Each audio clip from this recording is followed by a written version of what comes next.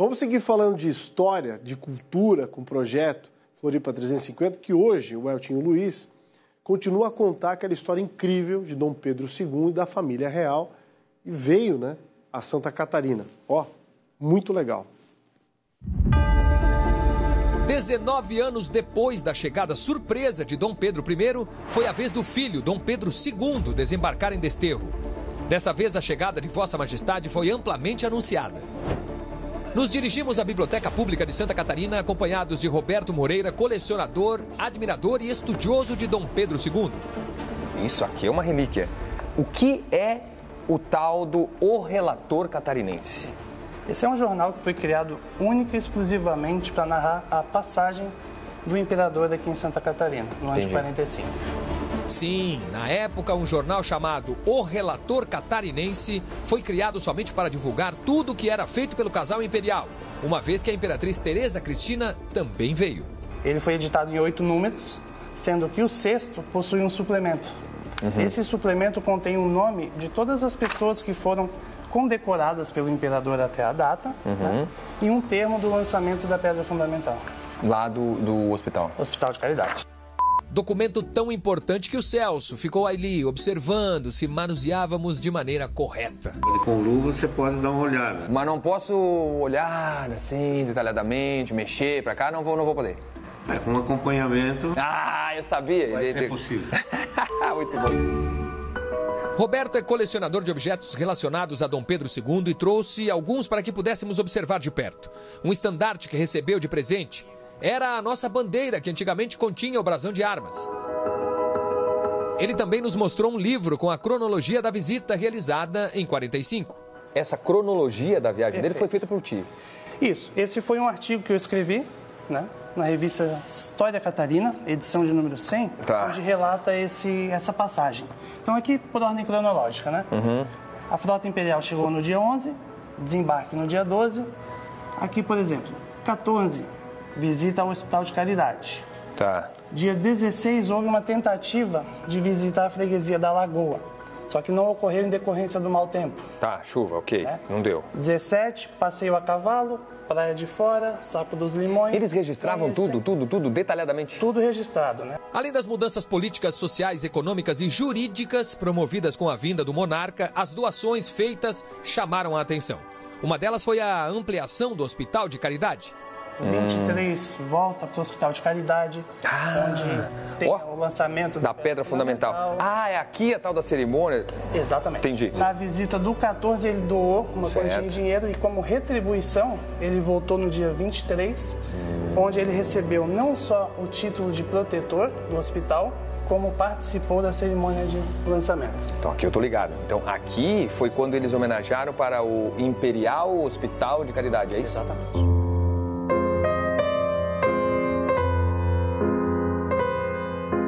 O professor José Carlos Petri, que escreveu um livro sobre a vinda do imperador, nos recebeu no hospital para vermos alguns artefatos representativos da história do prédio. Dentre os grandes atos aqui é o lançamento da Pedra Fundamental de ampliação do Hospital de Caridade? Hospital de Caridade, como é chamado na época os hospitais, né? Porque era administrado por uma entidade religiosa e a partir desse instante o Estado participava com cotas, conforme o número de doentes. E aqui estava muito difícil, o prédio muito antigo, então precisava de um novo prédio, porque a população tinha aumentado muito. E aí vem Dom Pedro com trazer a Pedra Fundamental, ou seja, uma verba para iniciar a nova ala do Hospital de Caridade. A imperatriz Teresa Cristina também teve seu papel. Além de dinheiro, doou objetos como essa banheira, que brevemente ficará exposta. Isso foi doação por parte da imperatriz ao patrimônio aqui do hospital. Então foi uma contribuição, porque eles apadrinharam, né? Eles passaram a ser os patrocinadores, os apoiadores, né? A partir desse momento, pelo apadrinhamento do imperador, o hospital recebeu o nome de Imperial Hospital de Caridade. E isso é muito interessante porque coloca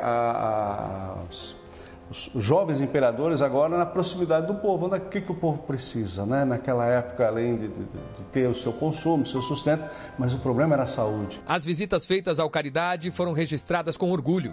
Quadros, placas, documentos e talvez um dos artigos mais importantes esteja aqui, nesta sala. Essa é a colher de pedreiro, que não chamava de colher de pedreiro naquela época, né? Não. Chamava de pá. Isso aqui foi usado por Dom Pedro II para colocar a pedra fundamental do novo prédio, que seria patrocinado pela coroa. Pelo aquela Império história agora. Aí teve uma grana. Eles trouxeram uma doação, né?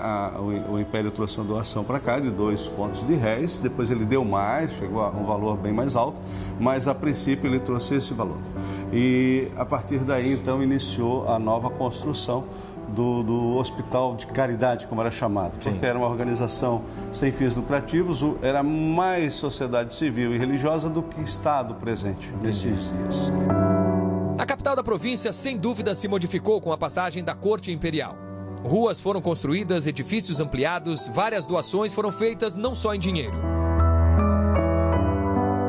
O imperador Dom Pedro II visitou a igreja de Nossa Senhora da Imaculada Conceição, na Lagoa da Conceição. Deixou, num primeiro momento, um valor, uma doação de alguns réis para pagar a custódia de prata. E também os sinos que lá estão até hoje foram doados pelo imperador. A história é incrível. São tantos fatos importantes que alguns eu deixarei para outra oportunidade. Essa calçada, por exemplo, é a primeira de Santa Catarina, construída para a visita do casal real. E que legal que a gente pode preservar tudo isso aqui para que as futuras gerações desfrutem da história. É o Floripa 350.